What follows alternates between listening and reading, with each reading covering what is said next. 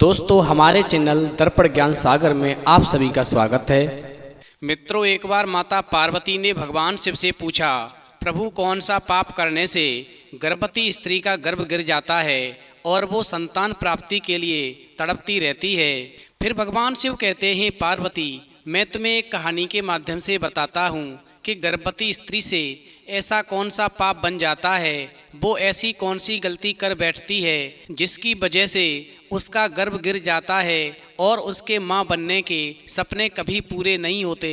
इसलिए तुम कहानी को पूरा और मन से सुनना, क्योंकि आधी अधूरी कहानी सुनने से हमेशा आधा अधूरा ही ज्ञान प्राप्त होता है जो जीवन में कभी काम नहीं आता।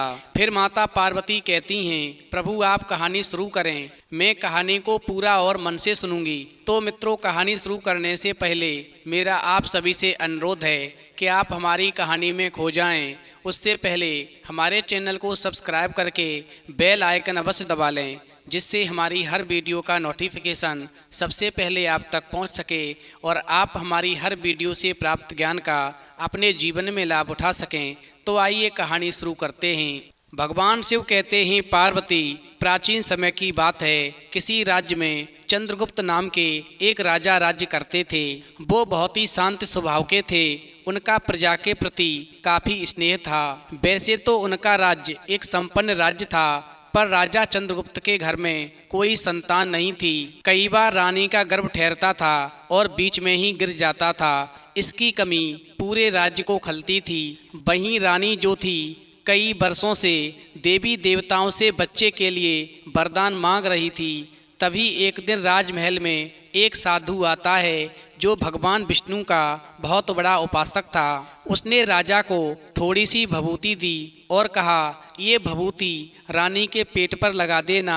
जब रानी गर्भ धारण करे और फिर तुम्हें एक पुत्र की प्राप्ति होगी। ऐसा करने से गर्भ खंडित नहीं होगा। फिर राजा ने ऐसा ही किया। जब रानी गर्भवती हुई तो उसके पेट पर उसने भभूति को लगाया, जिसके प्रभाव से इस बार भगवान ने उसकी सुन ली और उसके यहाँ पर एक पुत्र ने जन्म ले लिया। लेकिन पुत्र को जन्म देने के कुछ दिनों के बाद में रानी की मौत हो जाती है। वहीं पुत्र की परवरिश के लिए राजा दूसरी शादी रचाते हैं। भगवान शिव कहते हैं, पार्वती जब राजा दूसरी शादी कर लेते हैं और दूसरी रानी राजमहल में आ जाती है तो दूसरी रानी पहली रानी के पुत्र को जरा भी पसंद नहीं करती और उसके साथ में सौतेला व्यवहार करती है। इस प्रकार समय धीरे धीरे निकलता गया। फिर राजा की दूसरी रानी गर्भवती होती है और उसका भी गर्भ बीच में ही गिर जाता है। इस प्रकार कई वर्षों तक जब रानी का गर्भ लगातार गिरता रहा तो राजा चिंतित होने लगे और सोचने लगे कि मेरी पहली रानी का भी गर्भ खंडित हो जाता था और दूसरी रानी के भी साथ में ऐसा ही हो रहा है। आखिर में करूं तो क्या करूं। उसी समय पर राजा को उसी साधु की याद आती है जिसने वो भभूति दी थी। फिर तो राजा खोज करता हुआ उन साधु के पास पहुंच जाता है और पुनः वो भभूति लेने के लिए प्रार्थना करता है।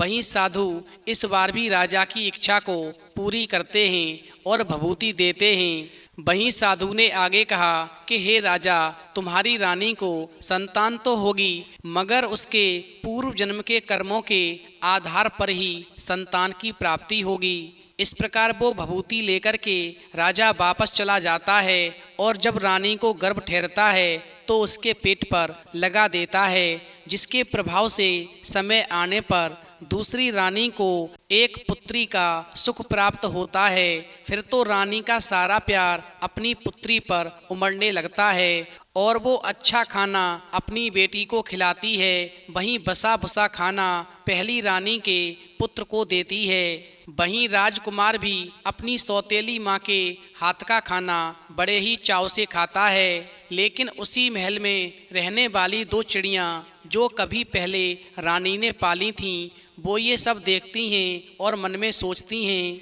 कि राजकुमार की माँ यानी हमारी पहली बड़ी रानी की मृत्यु क्या हो गई। उनके पुत्र को तो दूसरी रानी बासी खाना खिलाती है और फिर ऐसा देख कर के दोनों चिड़ियों को बहुत बुरा लगता था। वहीं चिड़िया अक्सर अपने पति से बोलती थी, अगर मैं मर जाऊं तो तुम दूसरा विवाह भूल कर भी मत करना, क्योंकि बड़ी रानी के मरने के बाद में छोटी रानी ने राजकुमार की क्या हालत बना दी है।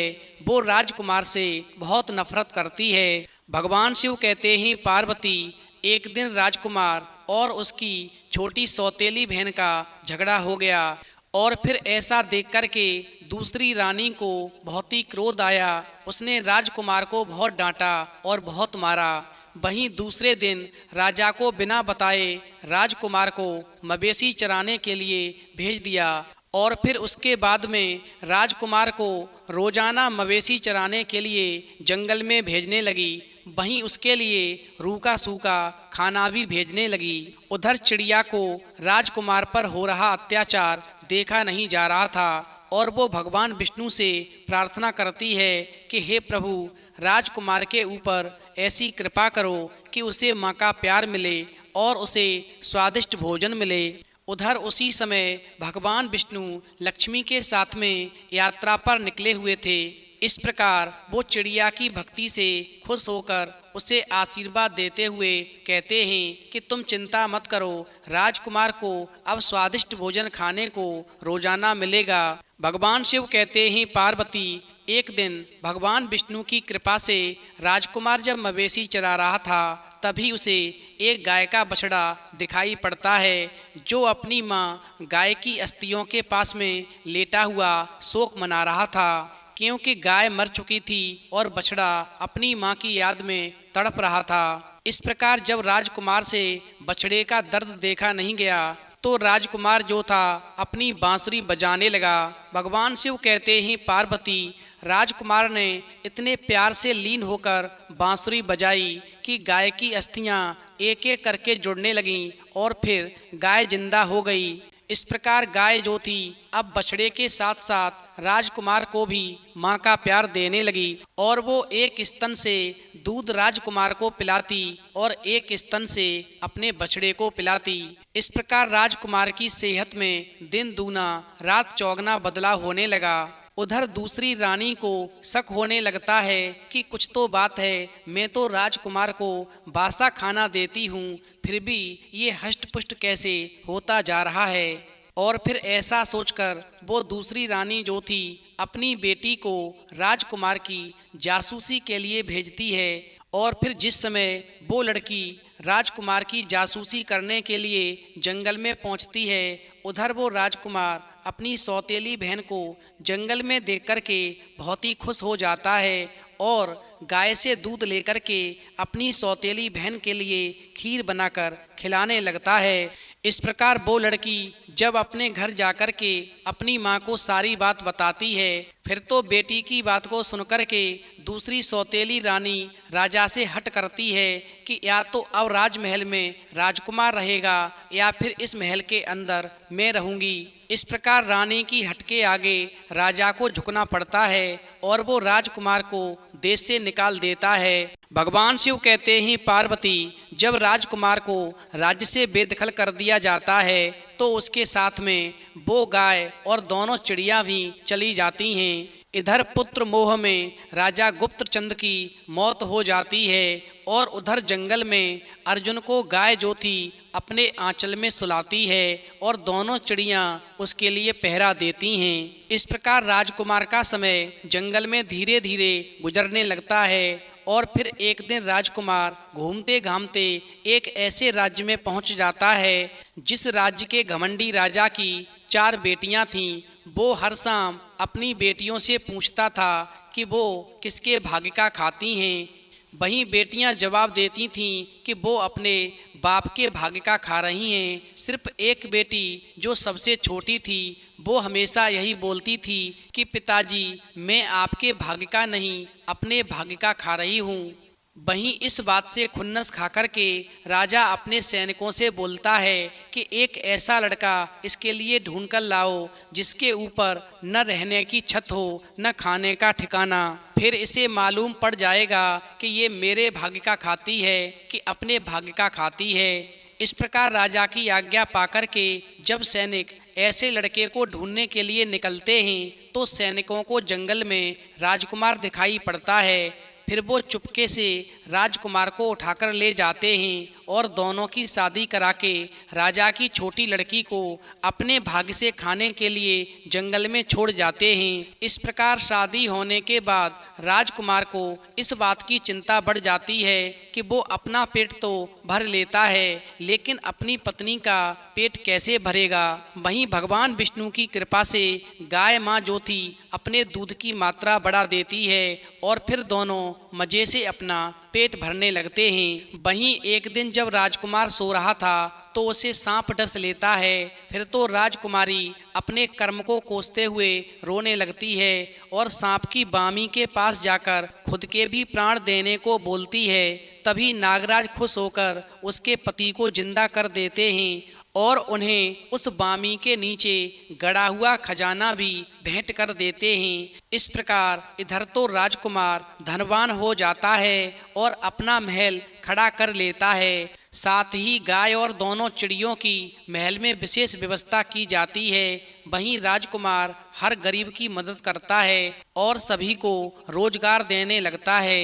इस प्रकार वो धीरे धीरे समय आने पर एक राज्य का निर्माण कर लेता है और उस राज्य का राजा बन जाता है। भगवान शिव कहते हैं पार्वती इधर तो राजकुमार राजा बन जाता है और उधर उस दूसरी रानी को उसके बेटी और दामाद घर से निकाल देते हैं। इस प्रकार दूसरी रानी एक दिन लकड़ी बेचते बेचते एक ऐसे राज्य में पहुंच जाती है जिस राज्य का राजा उसी घमंडी दूसरी रानी का सौतेला बेटा बन चुका था। वहीं जब दूसरी रानी राजकुमार के सामने आई तो वो अपने सौतेले बेटे राजकुमार को नहीं पहचान सकी, परंतु राजकुमार अपनी सौतेली माँ को पहचान लेता है और माँ को अपना परिचय देता है। साथ ही अपनी पत्नी को भी अपनी सौतेली माँ के बारे में बताता है। फिर तो खुशी के मारे राजकुमारी अपनी सास के सत्कार में जुट जाती है। इस प्रकार राजकुमार और उसकी पत्नी दोनों मिलकर अपनी सौतेली माँ के पांव दबाने लगते हैं। फिर तो ऐसा नज़ारा देख कर के सौतेली माँ को आज अपने किए पर शर्मिंदगी होती है। इस प्रकार समय धीरे धीरे गुजरने लगता है और एक दिन राजकुमारी गर्भ धारण करती है, मगर समय से पहले ही गर्भ खंडित हो जाता है। वहीं जब दूसरी बार गर्भ धारण करती है फिर भी गर्भ खंडित हो जाता है। वहीं जब तीसरी बार गर्भ धारण करती है तो तीसरी बार भी गर्भ खंडित हो जाता है। फिर तो ऐसा देख कर के राजकुमार जो था बहुत ही चिंतित होने लगता है। उसी समय दूसरी रानी बताती है कि ये तो मेरे साथ भी हुआ था और तुम्हारी माँ के साथ भी हुआ था। तब तुम्हारे पिताजी ने किसी साधु से लाकर के हमें भभूति दी थी जिसके प्रभाव से हमारे गर्भ की रक्षा हुई और वो खंडित नहीं हुआ। इस प्रकार राजकुमार जो था उन्हीं साधु के पास उनको ढूंढता हुआ पहुंच जाता है और प्रार्थना करता है, महाराज जो भभूति आपने हमारे पिताजी को दी थी वही भभूति आप मुझे भी देने की कृपा करें जिससे मेरी पत्नी के गर्भ की रक्षा हो सके। साथ ही ये भी बताने की कृपा करें आखिरकार हमारे परिवार में सबके गर्भ खंडित क्यों हो जाते हैं, आखिरकार इसके पीछे कारण क्या है। भगवान शिव कहते हैं पार्वती इस प्रकार राजकुमार की बात सुनने के बाद में वो साधु कहते हैं आज तक तुम्हारे पिता राजा ने मुझसे ये प्रश्न नहीं किया। यदि उन्होंने मुझसे ये कारण जान लिया होता तो शायद तुम्हारे परिवार में कभी भी किसी स्त्री का गर्भ खंडित नहीं होता। फिर वो राजकुमार कहने लगा, महाराज फिर तो मुझे आप भभूति मत दो, मुझे गर्भ खंडित होने का कारण बताओ और उपाय बताओ जिससे मेरे परिवार में हमेशा खुशहाली आ सके। इस प्रकार राजकुमार की बात सुनकर के साधु ने कहा, अब मैं तुम्हें बताता हूँ कि किसी भी स्त्री का गर्भ खंडित क्यों हो जाता है और उसके संतान प्राप्ति का सपना अधूरा क्यों रह जाता है। हमेशा ध्यान रखना, यदि किसी गर्भवती स्त्री का शयन कक्ष उत्तर पूर्व और दक्षिण पूर्व में होता है, ऐसी स्त्री का गर्भ पूर्व जन्म के कर्मों के अनुसार खंडित हो जाता है और ऐसी स्त्री संतान प्राप्ति के लिए तड़पती रहती है। फिर तो साधु की बात को सुनकर के राजकुमार कहने लगा, महाराज इसका मतलब ये है कि मैंने भी अपनी रानी का शयन कक्ष उत्तर पूर्व में बनाया है, इसी वजह से बार बार गर्भ खंडित हो जाता है। फिर तो राजकुमार साधु की बात को सुनकर के सीधा राजमहल आता है और रानी के लिए दक्षिण पश्चिम दिशा में शयन कक्ष का निर्माण करवाता है। फिर जब रानी गर्भ धारण करती है तो उसे एक सुंदर से पुत्र की प्राप्ति होती है और राजमहल में खुशियां मनाई जाती हैं।